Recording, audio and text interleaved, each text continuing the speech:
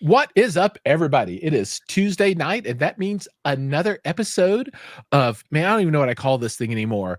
Theater and Tech Trends Live, or the Giles and Don show, or Kenny schools us all in cool stuff show. But it's the show where we talk about all kinds of cool technology that is inside of the home, and it revolves mostly around audio and video, but we talk about games and other things as well. You know, just all the stuff that we love because we're all big nerds and we love it. So first off, I would like to introduce my esteemed co-host, Digital Don, Donnie D, the double That's D. Right. That's right, everyone. Welcome. The Deezinator. The Deezinator. And we have a guest tonight, an industry guest, an esteemed industry guest that I got to meet in person a couple of months ago, which was awesome. And he is over here. Look at that. We got the directions correct. Kenny M from RBH Sound. Welcome, Kenny. Thank you for having me. Oh man, anytime. And we got people jumping in. So we got Hi-Fi Haven. He's first to comment tonight. Hi-Fi Haven, always a family member. Dude, welcome. he is awesome. And he says, welcome. He's super Kenny. cool.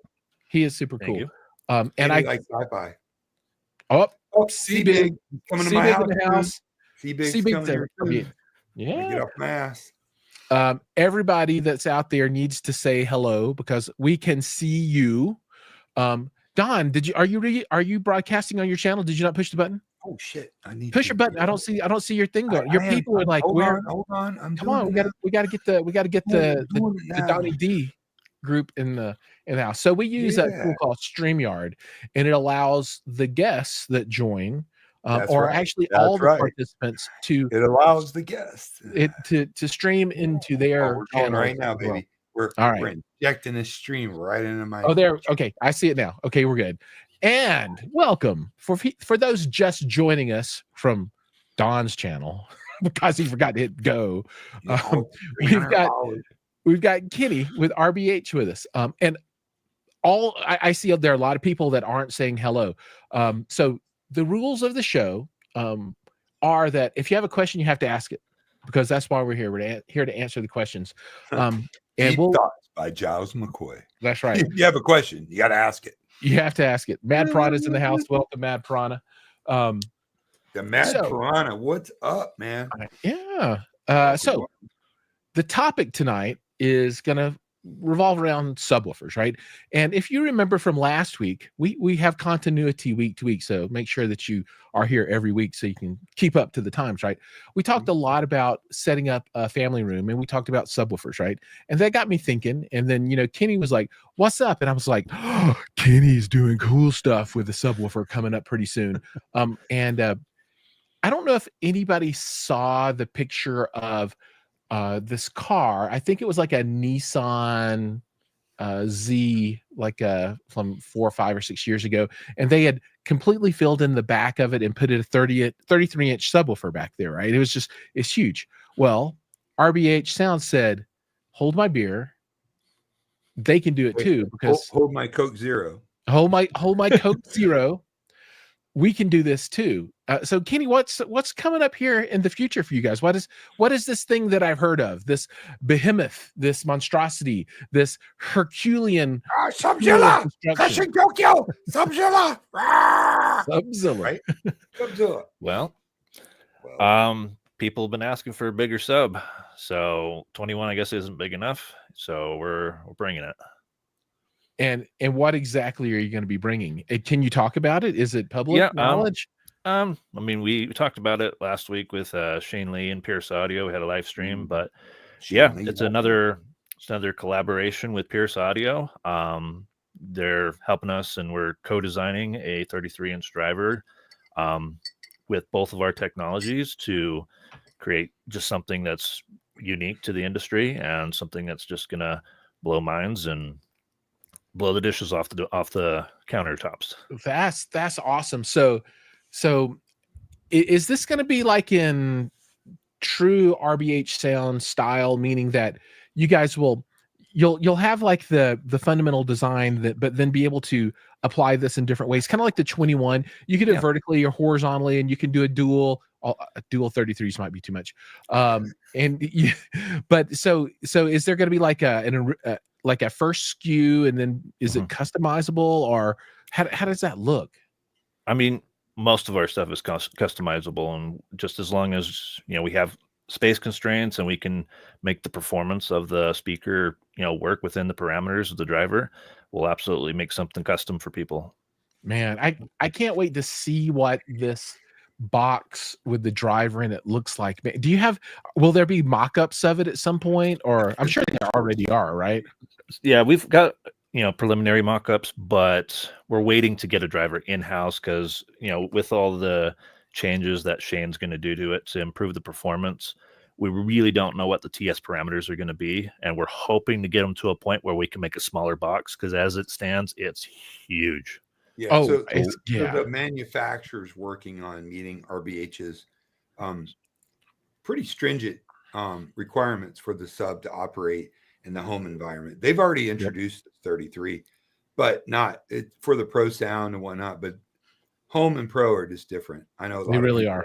Think, oh, my Pro equipment sounds just no, it doesn't. It's not designed for home. It just doesn't. Sorry to burst your bubble. Yeah, they're like, my 21 plays down to 35 hertz. It's just so much shit out there, dude. People just like, they've cracked the code. I've got commercial speakers and they measure great. Chalkboard. But whatever you like. But they're re-engineering the sub to meet RBH's specifications, like they did with the 21. Absolutely. That's awesome, man. That is going to be super cool. And 2025 release, we're hoping. Obviously, we got to get a driver in hands, but once we do, it should be a pretty quick turnaround, because when we were doing that 21, we learned a lot and what we needed to do to reinforce such a powerful driver with such a powerful motor structure that we think we got it down, but I mean the 33 is going to be a completely different animal, so time will tell.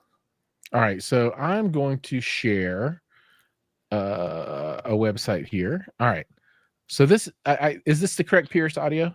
It is. All right, so they have a few recent pictures of the Pierce Audio Series 12K 33. So I assume this is kind of like the That's not it. the blank canvas that they're modifying from for you, maybe, or not at all. Yeah, so that's kind of the starting point for sure. Okay, so this is the product, and you guys are like, oh, look, they even call you out right here. For more information, please visit rbhsound.com. Yeah, if you scroll up, you'll see the 21 in its glory. Oh, look at that. Yeah. The unrivaled 21. Yeah. And everybody out there, I've seen this. I sniffed it, and when they didn't look, I even licked it. And it's an awesome subwoofer. Oh, I've moved it, set it up, installed it, and heard it extensively. I'm super jealous. Mofo. In fact, I threw my back out. Actually, true story, with Shane trying to move that brick. I remember that. So we'll digress just a second. So the demo theater there in Utah, I believe you guys have like the 21 in the back, and then I think a couple of dual 12s up front, right? Yep. And it just thunders. I mean, this is what people just don't really understand, right? Folks are all like, to have adequate bass, I need to have 16 18s, just a crazy number of devices that just is unreasonable. Really, anybody in their right mind, in any typical normal home theater, a couple of these 21s, or even the dual 21 box is enough. One man's unreasonable is another man's hell yeah. Don't judge. That is true. I'm not judging. I'm just saying, most people, one of these, and they are set for life. Now, you don't get all the benefits of multi-sub and smoothing out response and all this kind of stuff, right? But just for raw getting down. Yeah, I don't want to have a 33-inch sub articulating my low mid-range. You know what I mean? Like it needs to live in its realm, 60 hertz and below. You know what I mean? Then you get, like Ascendo calls it. Ascendo uses the 24 and the 33 and the 50 as their infrasonic. Then they call their 18s the kick subs, which is kind of cool. is right. So, Yeah. you know, multi-sub, a combination, you know, have some 18s, have a 33, have a 21. I wonder what the Trinov would do with this thing, mixing it in with everything. Oh man, that's just beautiful. But hellaciously heavy, right? 300 pounds for the driver. That's what they said. That's what they said. We're hoping that's not the truth. Well, that's with neodymium magnets. That thing right there is like, looks like something they captured from Roswell. Yeah, it's got to have neomagnet on it. I mean, otherwise, it's just, I mean, you'd have to put in, you know, like a foot long or 2 feet long of ferrous metal to, you know, magnet. Yeah, I mean, it would be. Yeah, I mean, this literally is one of those kind. You have the chain and the hoist, and you hoist the speaker up, and then you slide it over and drop it down into the box, and engine then crane. It's the hard bottle guy. He's on again. I'm sure the hard bottles are amazing. The hard bottles are really good. I've got a hard bottle sub in this room right here. Which one? It's one of his older 18s. It was, I think this is from like 3 years ago or something like that. And when he was doing I'm sure they're completely badass. Oh, it's a good sub. I'm sure they're amazing. Yeah. All right. There's so many really good subs, man. You know, like everybody wants to put their cards in a corner like it's a football game or politics, dude. You know, GSG's making some killer stuff. RBH is making this outlandish killer stuff. JTR RTJ, who I'm extremely fond of, makes killer stuff.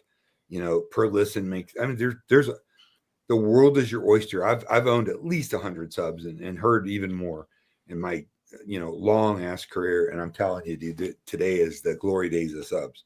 There's so many, as long as they're sealed. Oh, you know, I do like a seal sub myself. Oh my God, there's no, dude, I like a seal sub. You can argue all you want. You can raise hell on the internet, period. The bottom line is sealed subs. You just might need more of them to sound completely. They just sound way better than. Occasionally, there's a ported sub that's really good. It's pretty good, or a push pull. You know, like Per Listen got in M&KUs and whatnot. But really, it's sealed subs just hit different, dude. They just do. Period. End of story. Drops the mic. Argue all you want. We all know better. Yeah, right, Kenny? The only thing I don't like about ported, well, there's a lot of things I don't like about ported. I don't like how they phase shift under port tuning. I don't like how they unload under port tuning. They're a problem looking for a solution, dude. Like they're just, you know, hey, that's all I got. I need it to play loud, you know. And there's a few that sound really good, like the RBH Dual 12. Shockingly sounds like a sealed sub, but of course the port's big enough to put 2 heads in. It's like it's 6-inch port. Shane Rich from RBH has really got that down. But I'm just saying, as a rule, don't get mad at me, guys, if you got a ported sub. I'm not saying your sub sucks. I'm just saying that on the whole, if you're going to do multi-sub, do sealed, because it just sounds better and it couples with the room better, plays lower, and it just hits different. It sounds tighter. It just all right. Couple comments here.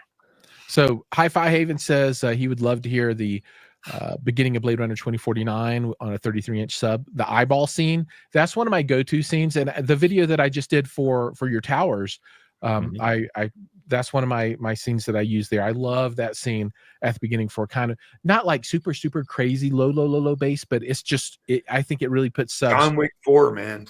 Yeah, the doom doom doom. That's a good one. Yeah. So to clarify things for everybody, there is no 24. That is a mistake on my part. It is a 33 only. So they have a 21 and they said 24 is not big enough for us. So they're going 33. So Maddie Daddy 14, Maddie Daddy says when the 33 comes out, they could lower the price of the 21. They should just give them away, I think, and charge shipping separately to lower end costs. And these could be in-game infra subs for lots of people. Anybody who gets one, part-time job. It will be in-game subs for them for sure. But I don't begrudge RBH making their money on these subs because they're worth every penny that they get out of them. But hey, you know, lower prices, I'm not sad about that. Well, we've actually got a couple different models soon to come out. We've built the first prototypes, but we are coming out with cheaper 21s. What? Yep. That's cool. Okay. Yeah, All right. slightly smaller enclosure. It's not cheaper, Kenny. It's more affordable. More affordable. That's a good point. Maddie Yeah, Daddy, so you're in luck. yeah. Only Yeah. cheap 21-inch subs are Power Sound. Did you say Power Sound? Yeah. Power Sound Audio? PSA?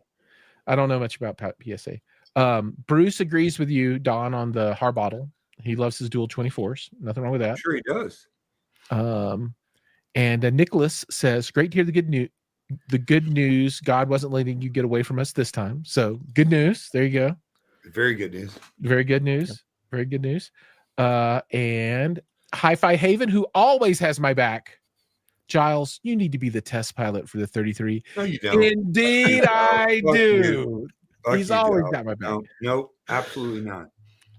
Sorry, overruled. Oprah Winfrey 9.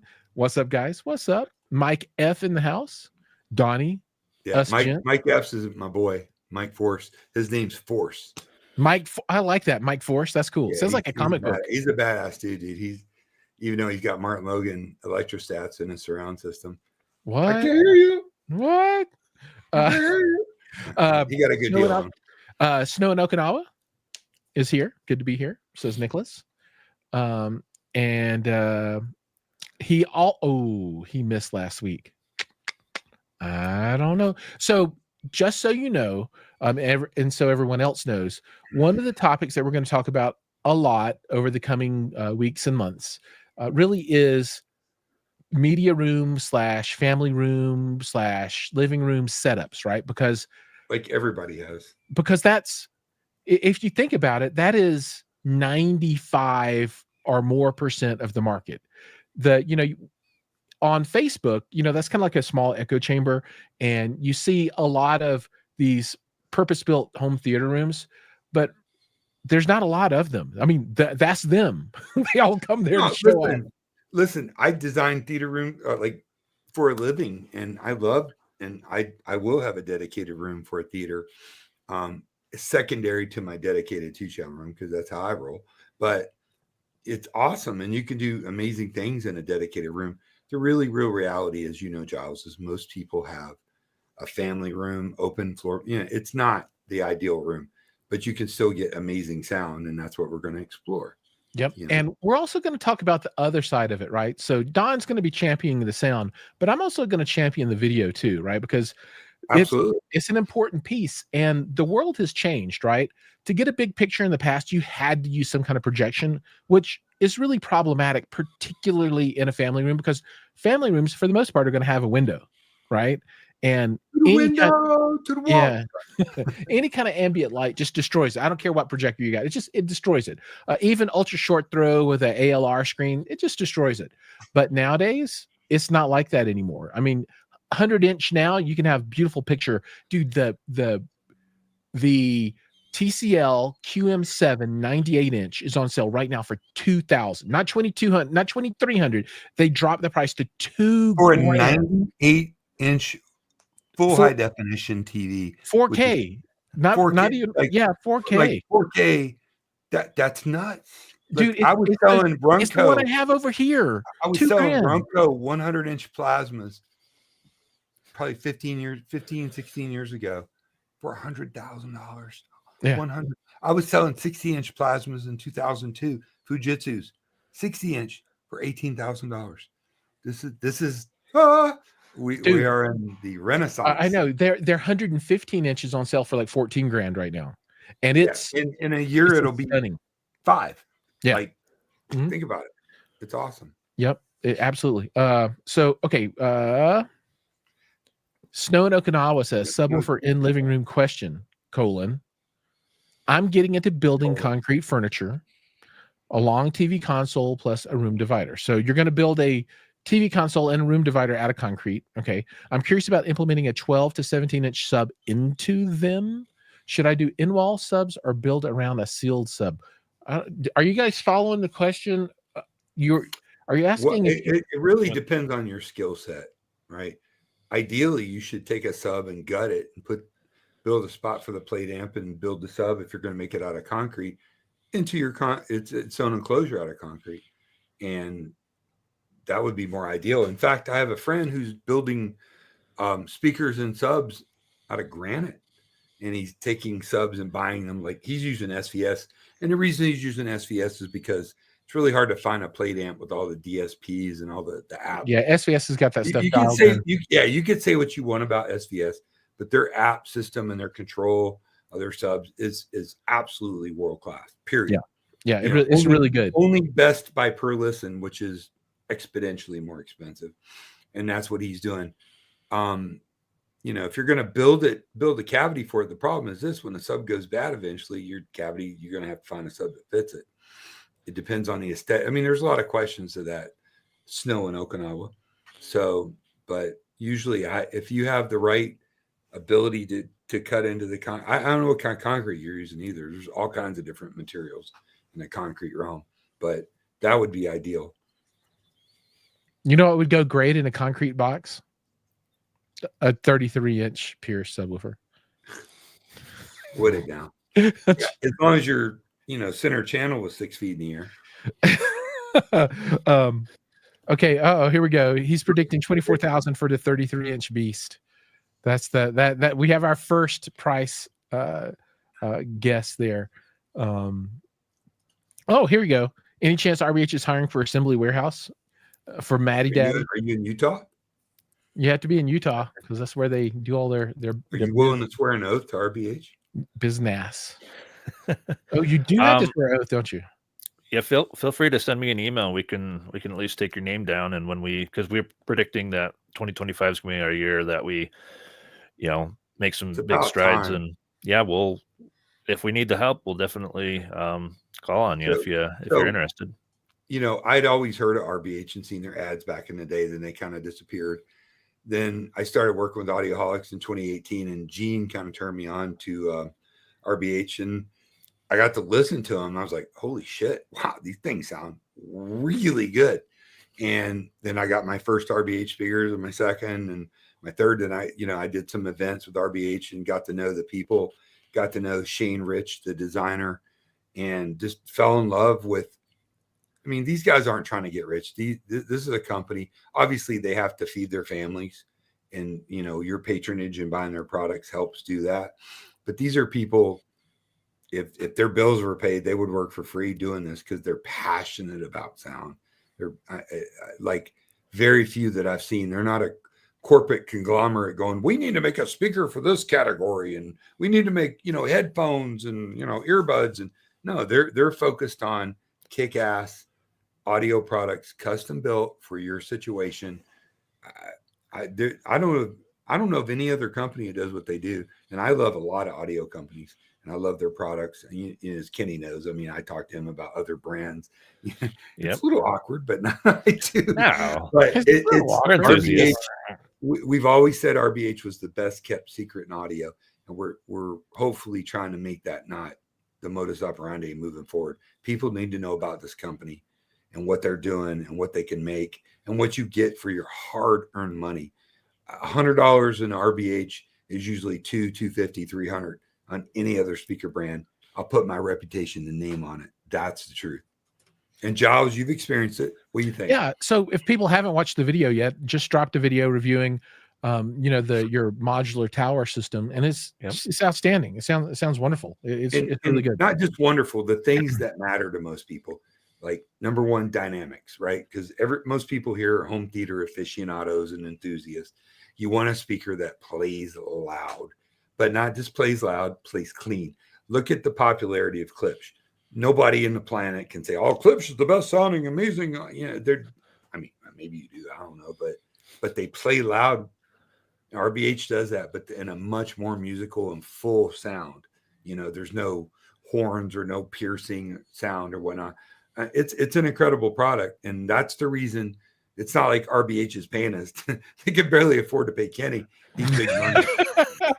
but I'm just saying, in general, you get a lot more for your dollar with RBH. And I'm talking, I've done massive theaters. I did roughly a $2.5 million theater with all RBH. Massive room, 13,500 cubic feet. Rocks it. Just absolutely crushes it. It gives you sound up to depending on where you go on the line, similar to compression drivers and the horns that are so popular now because they're efficient and they play really loud. But what they have a fuller sound, in my opinion, and that's subjective. But I like the fuller sound. There's no, I don't know. I'm not a huge fan. Okay, question for Kenny, and maybe Don, you have input on this one too. And this is about RBH product in particular, right? So the speakers that I auditioned, they were dual 8 with a 4.7 or something inch ribbon. And I really like the sound, right? And all the things that you just talked about, Don, right? I mean, they would get louder than I could possibly ever listen to. Oh, they're very sensitive. Stupid. Yeah.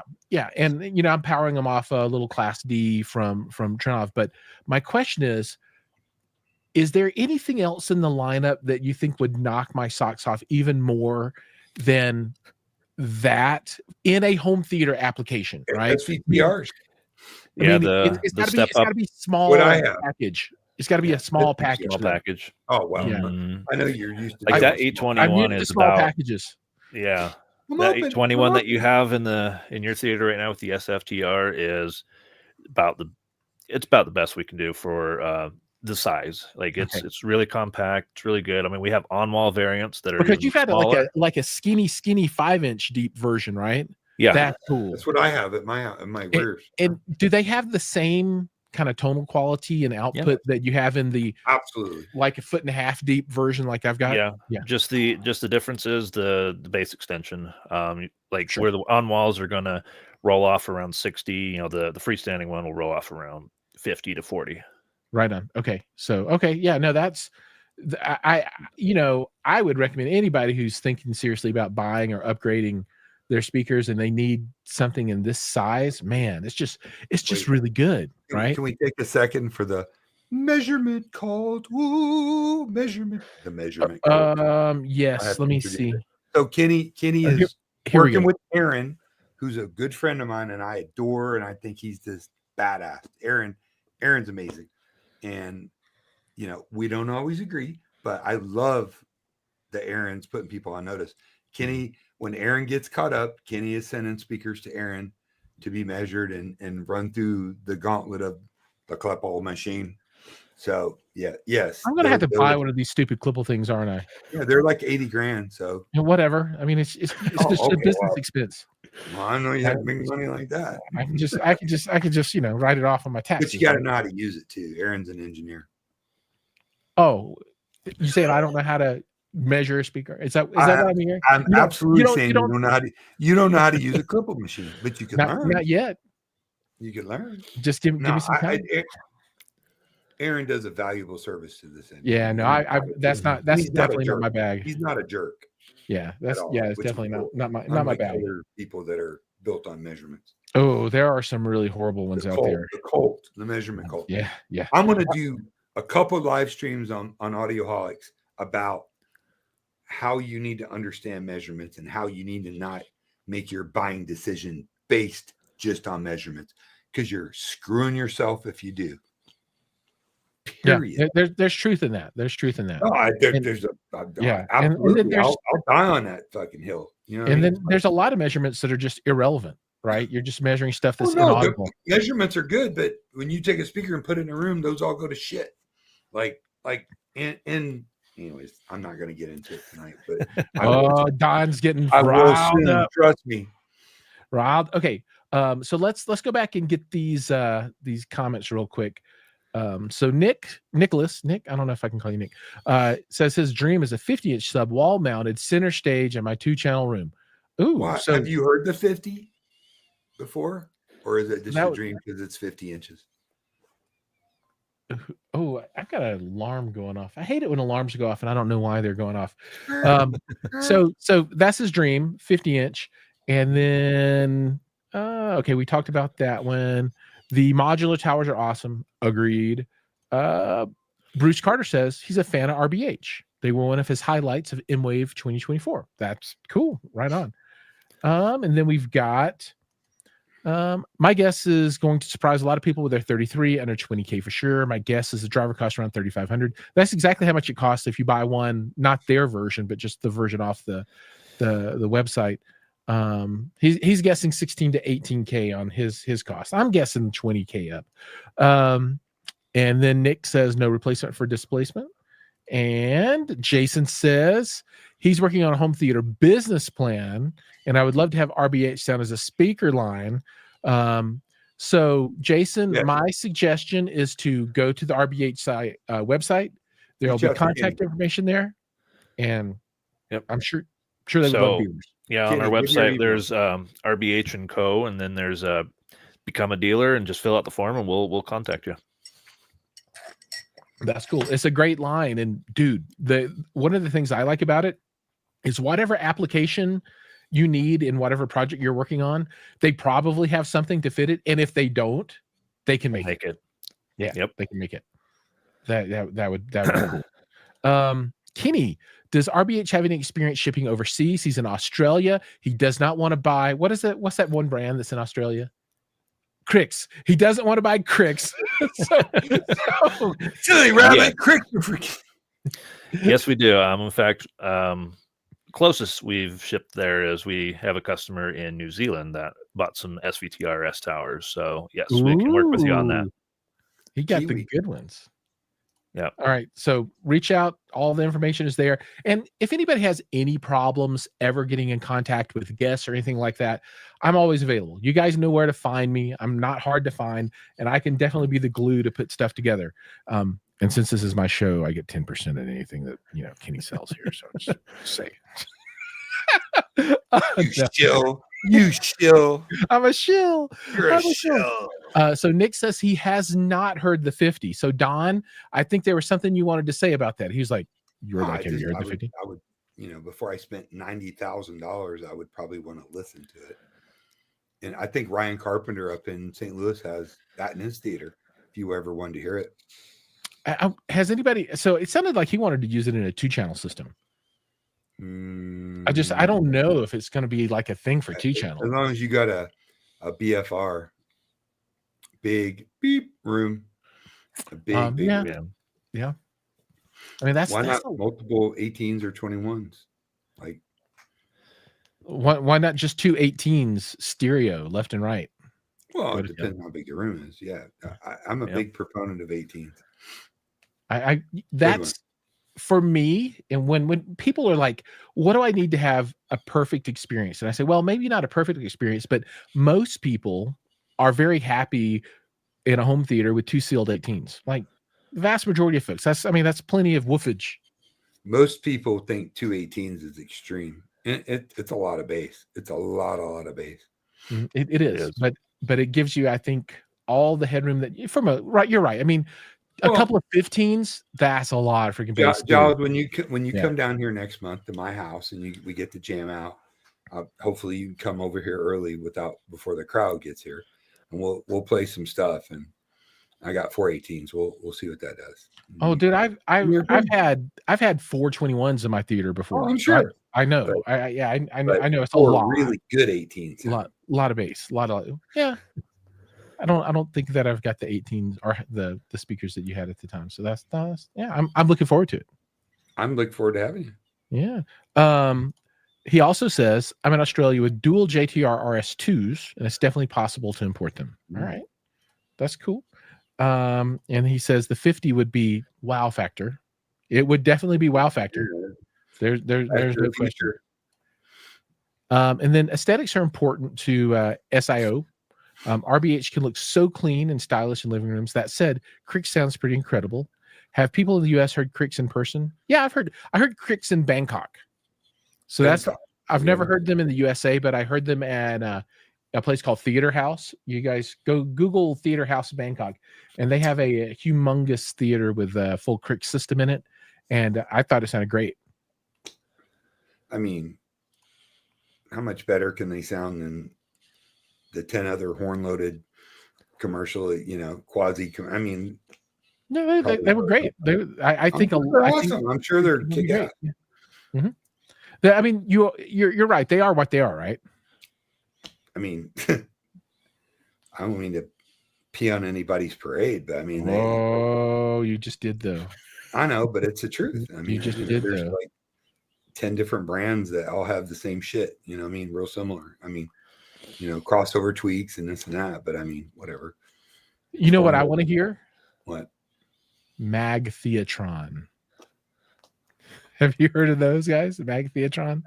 Transformers, more than me. They're from somewhere in Europe, and they were at Cedia, and I did a short video on their stuff. They didn't have any of it playing though, but I just like the name, right? It does make me think like of Megatron, right? Mag Theatron. And I think somebody just released a video on YouTube. I'll have to go back and watch that and see what it is. But I got to hear these Mag Theatrons. I think they're horn loaded, kind of like Cricks, kind of in the same vein there. I think at the end of the day, people, when it comes to subwoofers, need to really ask themselves what they want. Do you want impactful? Do you want to impress your friends when they come over? Because that's what most people want with big sound, big bada boom. Do you want accuracy in your sound along with big sound? I mean, there's a lot of factors, and people really need to understand their own needs. If you're just buying as many big subs as you can for the impact, that's cool. I got zero issue with it. But, is it a 2-channel and a surround system like my systems are? 2-channel first, surround sound second. It really depends on what you want. My Scott Newby's a really good friend of mine. He has 2018s. It's like godlike sound, 160 dBs or something. It's like car audio volume level. Well, yeah, and that's his deal. And I'm sure it sounds great even at lower volumes. Scott's amazing. I'm sure it's cool. It's not what I want. It's not my deal, but that's his deal. Bass brings us together. It's about what you want and you're trying to achieve. After decades in the industry and having countless amount of systems in various homes, what matters to me is how good it sounds, because they'll all play loud. I mean, good systems will play loud and be dynamic. What are you looking for? Are you looking just to shake the foundation of your house?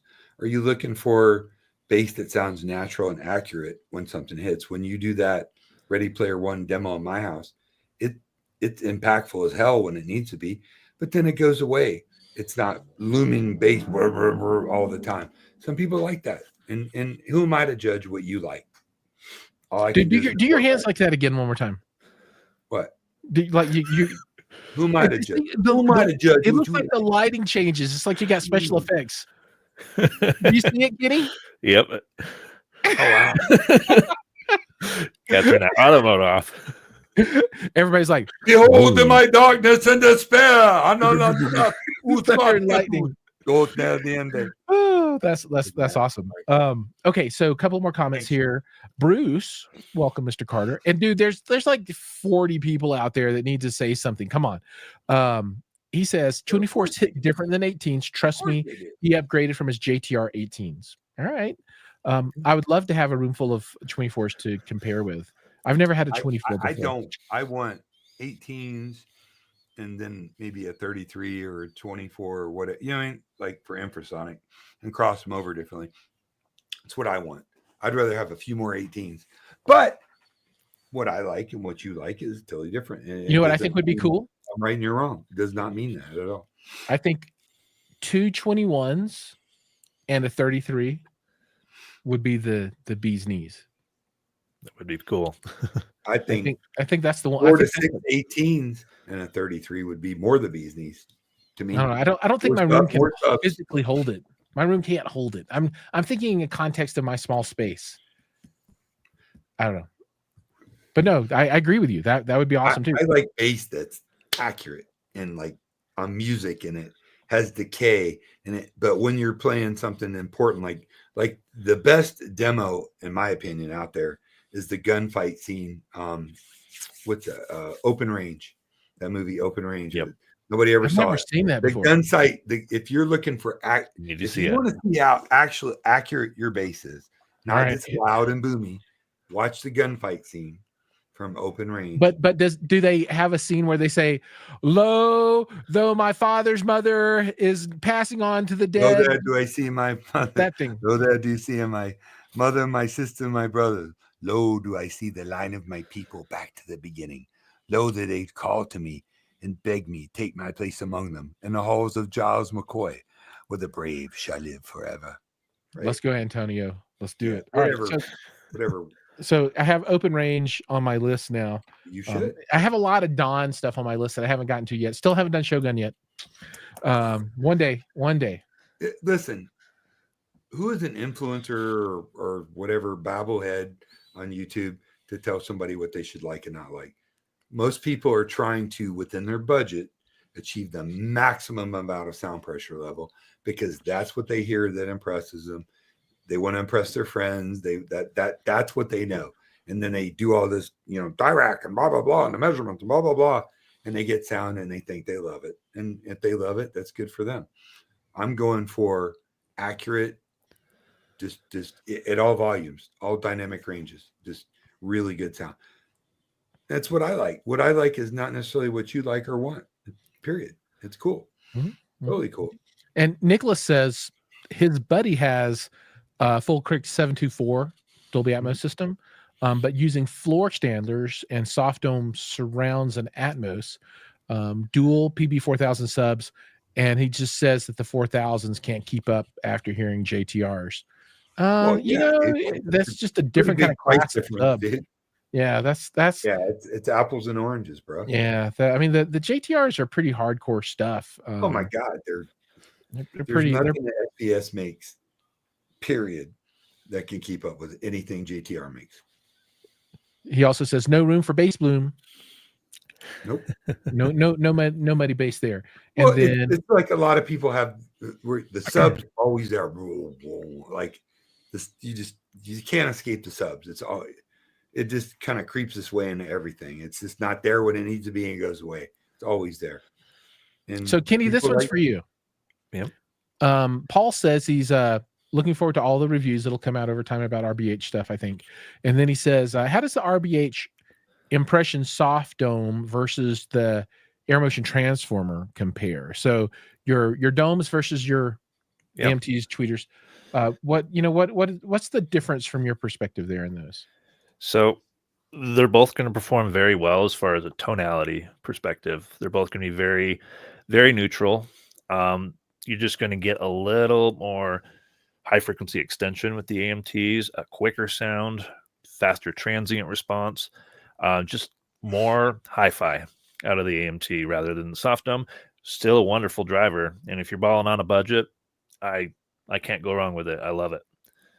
So it's really hard because the way Shane Wrench engineered these drivers is they're voiced very, very neutral. And so they're going to present your music as it's meant to be heard. Yeah. But I got to say, those AMTs, you got to give them a shot. I mean, well, I'm doing a full review of the dome tweeter system here. Oh, that's cool. I want to hear what you got to say about it. That'll be cool to hear. The impression series, in fact. But man, just those AMTs. Because so my reference is a Brillium tweeter soft dome, Brillium dome tweeter. That's not as sensitive as the RBH stuff, and I still like the sound coming off those. But man, the RBH is just pretty impressive, pretty impressive. Then we have I've struggled with liking subs until I heard my first pair of JL Audio F12. Okay, yeah, the JL Audio F112s are special. I mean, they're not like super huge drivers, but they sound right. If that makes sense. I've been a JL Audio dealer for decades. They sound right. Yeah. So, and JL Audio is amazing. Their architectural stuff's the best, period. But for what an F112 or F113, you can get a lot more with other brands. Just more output. Same kind of tonality, same kind of impact, same kind of punch, just more output. That's just the bottom line. Period. In the story. Yeah. I've owned 6 different JL Audio subs, including 113s. And then he says he's yet to hear any RBH JTRs or SVS. So, I've heard the RBH in their studio, and then I've heard JTR a little bit in different places, but I've never really sat down for any long period of time with the JTR system to listen to it. And then the SVS 17s, the new ones, are just hella loud. I mean, their ported version is hella loud. I mean, It's really loud. They put out a lot of bass. They're great. A lot. So what other subs should he be chasing if JL Audio 12 inchers are his jam? So Don, just like you were saying, Kenny says it's RBH, obviously. If you're looking for it. Well, I'll just tell you that's what I've got in my system is I've got 812s, and I just love the reference 12 from RBH. Like I have yet to hear a better driver, in my personal opinion. But yeah, they're tuned really, really well. They're quick, they're fast. In fact, the Unrivaled 12 that we just came out with this year is my favorite sub by far. Right on. Yeah, cool. I mean, RBH per listen would all be subs to listen to. M&K. I mean, there's a lot of competitors. Depends on what the price range is now on the 12s. I think they're still $5,000 a piece. So you can get like RS2. You almost can get the dual 12, can't you, Kenny? Yeah, from RBH, the dual 12 sealed for 50/50, and if you want the ported one, then it's 5,500. The sealed single, they start at 1,750 for non-powered. So you'd have to go to the JL Dual 12, which is a lot more than that to get that kind of sound. Definitely look to RBH. That's a ticket. If it's in the 5,050, is that what it costs? 5,050 for the dual 12 plus sealed. Amp, or that includes the amp. Includes the amp. Oh, dude, yeah, very nice. Passive, it's 30/50. I'd take that bet all day long. I'd put the whole house on it. All right, now we got Mike Force. Thoughts on GSG subs, 18s or 21s?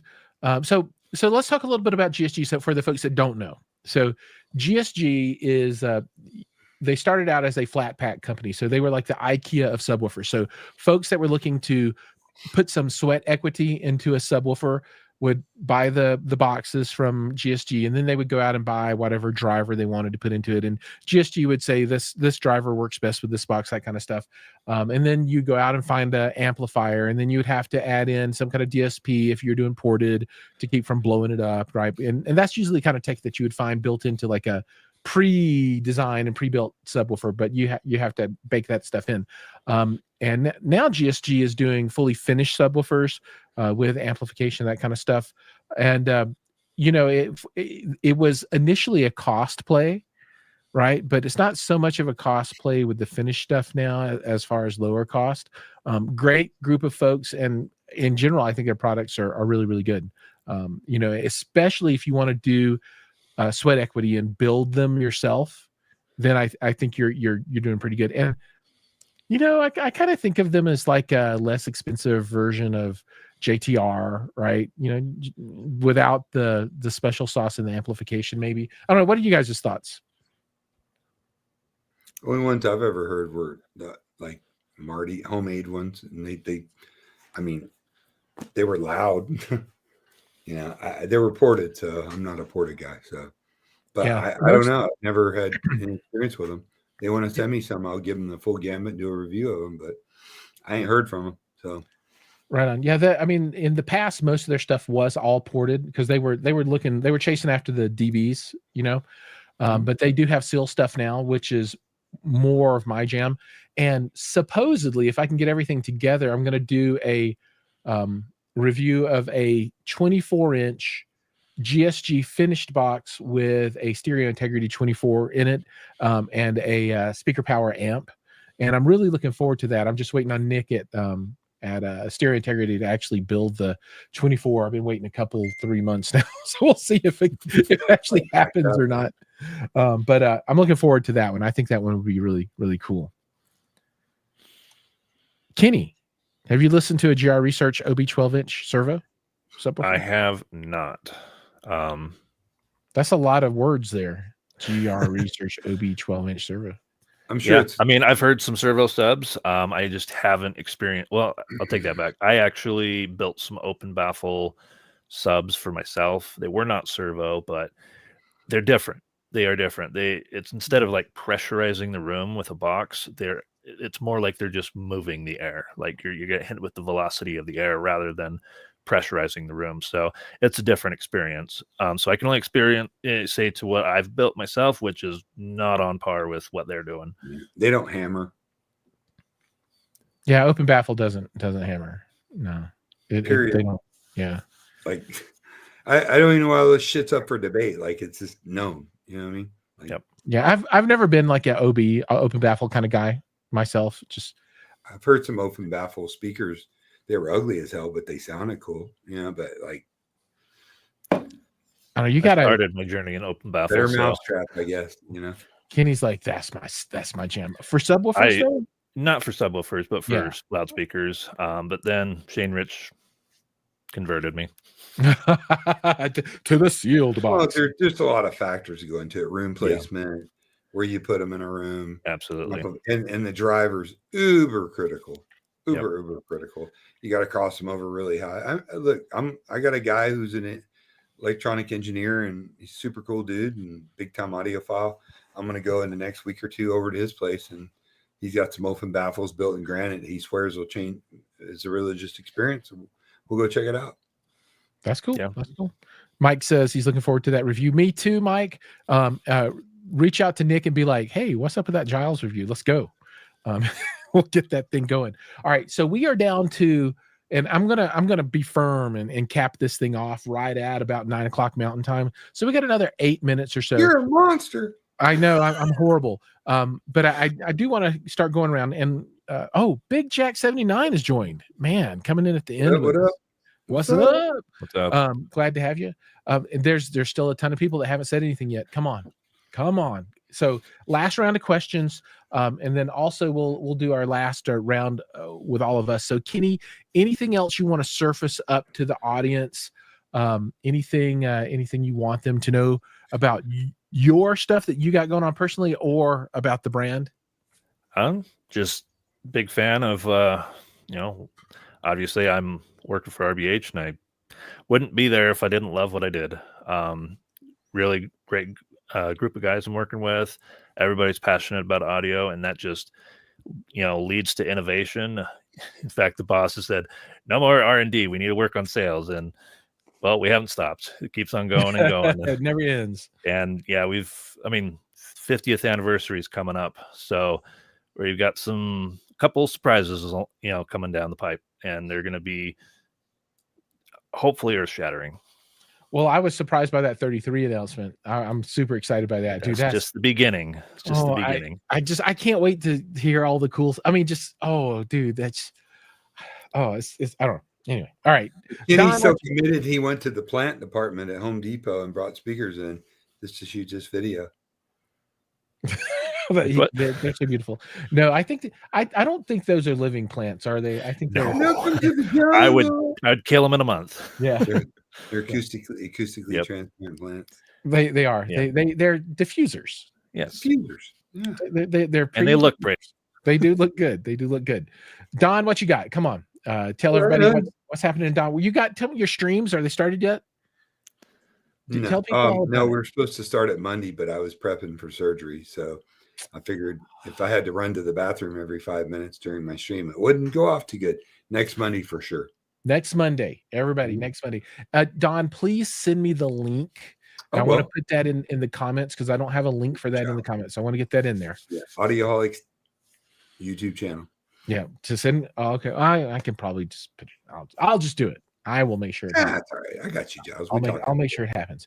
And then since this is on my channel, and this will be nothing that anyone is interested in except maybe me. But I subscribed to some comic books so that I could get them in the mail rather than going to the shop. And comics come out on Wednesdays. So Wednesday is New Comic Day. Each week, every Wednesday, all the comics from all the different companies are on the shelf at the comic book stores. But today's Tuesday. And X-Men number 10 came in the mail today early. And I don't know why I'm so damn excited about getting this comic book one day early. Because you're a fucking dork. I love it. It's early. I am a dude. I don't know what the correct term for me is. Nerd. I don't nerd, either. Dork. Because I love home theater and I love hi-fi. I love 2-channel. I love multi-channel. I love music, movies, and I have a huge love for television shows, right? Not a lot of people are like, I love TV shows, but I absolutely love TV shows, right? I would almost rather watch a TV show, a series, than just a movie, right? I love TV shows, but I also love role playing, D&D, all that stuff. And if you look behind me, dude, that's all like 90% D&D stuff back there. And then comic books too. And I'm just getting back into those. I used to be big, like when I was a teenager. And I'm just starting to get back into that stuff again. So whatever that term is, I'm that. But I also love travel and I love culture and I'm a foodie to a certain extent. So I don't know, maybe I don't know. I love all those things. I personally love clocking dollars and slapping hoes, but each to their own. Yeah, I've got plenty for you to deal with. As my wife looks at me, it says, "What is he talking about?" Giles, please, 1-minute review on SB17, same clarity, tightness, punch as JL Audio. Ooh, okay. So full disclosure, I have not heard the SB17. I have heard the ported 17. There's no way I can't compare it to the JL Audio. The ported, just general kind of things. The ported SB17 has a lot more output, at least in my memory, in my head, than the JL Audio 12-inch sealed. I would rather have a bunch of the JL Audio 12s than the PB17, if that makes sense. Just I don't know. I like it better, but I can't do that comparison. Anybody, Don, can you do that comparison? I don't know. It's kind of like I think they're different customers. Buy a lot more SB17s for the price of the JL Audio. That's very true. That's extremely true. And dude, I love JL subs. Yeah, love them. They just need to come out with some new shit. It's like 2025. Let's go. Chop. Come on. Their stuff has been around. A huge engineering division, but they're more interested in boat and car audio than they are in home audio. That's like a tiny piece of what they do. Marine audio. And I mean, if JL wanted to make a world beater sub, it cost $80,000, but they could do it. I mean, they could absolutely do it. For sure. Their architectural stuff is the best in the business as that I've ever heard. Right on. Cool. All right. Last call for any questions. I think we might. Bruce says, her GSG is developing their own Extreme 18-inch driver. GSG is indeed developing their own driver for their own fully finished, fully GSG audio. Well, although they'll probably just use speaker power plate amps, I'm guessing. But speaker power plate amps are outstanding. They make great amps. So that would be my guess. They're going to have their own 18-inch driver, maybe even 21s, 24s, I don't know, in their own boxes, probably using speaker power, but that is coming. JL Audio Fathom is long in the tooth and seriously overpriced at this point. I think everybody would agree with that. I mean, you're getting a 12-inch driver that's dated with a mediocre calibration system that JBL has. It's mediocre versus, the SB 17-inch driver, redesigned brand new, and probably the best DSP built into a sub short of per listen. I mean, very good stuff. I agree with all those. I agree with all of that. Australia SP70 5400, JL Audio 12 6500. Yeah. That's a lot of scratch. Give you more impact. That's for sure. Yeah. No, FPS is a good company, man. Just because they make affordable stuff doesn't mean they don't know how to make badass stuff. They're a good company. They really are. Oh, SVS, dude, they're an excellent company. No, they're excellent company. There are people that. Okay, one of the things that I always hear people is they'll poo-poo on SVS and they're like, if you want a real subwoofer, you got to go get a JTR or if you want to take out a loan. I mean, it depends on what your budget is. Some people make $300,000 a year. Some people make 60. But the SVS stuff is really good though. I own SVS. I don't want people to think that SVS isn't good. It's really good. I would absolutely be happy to put in 4 SB17s in my theater and go to town with it. You know And what I you can guarantee get you, for that I'd be happy. 6500 snow in Okinawa?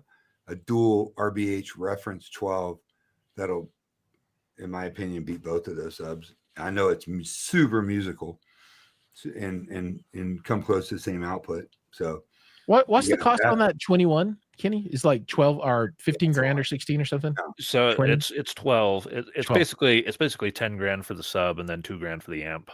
Okay. Which we are bundling it together, because we want you to experience all 4,000 watts that it's capable of, and it gets tuned with DSP, with a house curve to really get you linear response down into the infrasonics. Oh, that's yeah, right on.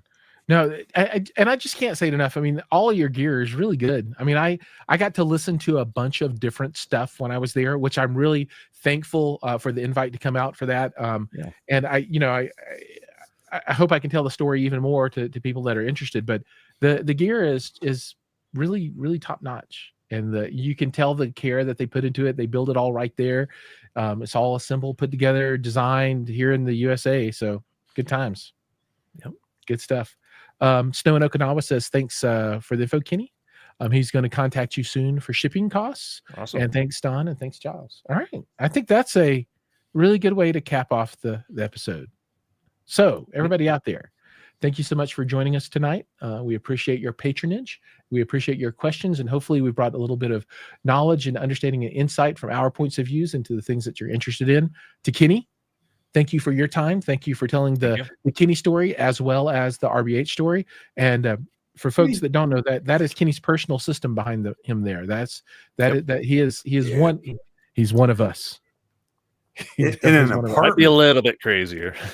Maybe a little crazier. And then Don, as always, brother, thank you. I love these chats. I really appreciate it. I love all these people that come in. Even if we go back and forth, you guys are cool. I appreciate you. Thank you. Yep. And Jason caps us off. Thanks, boys. Love the live streams. All right, everybody, take care. See you guys next Tuesday.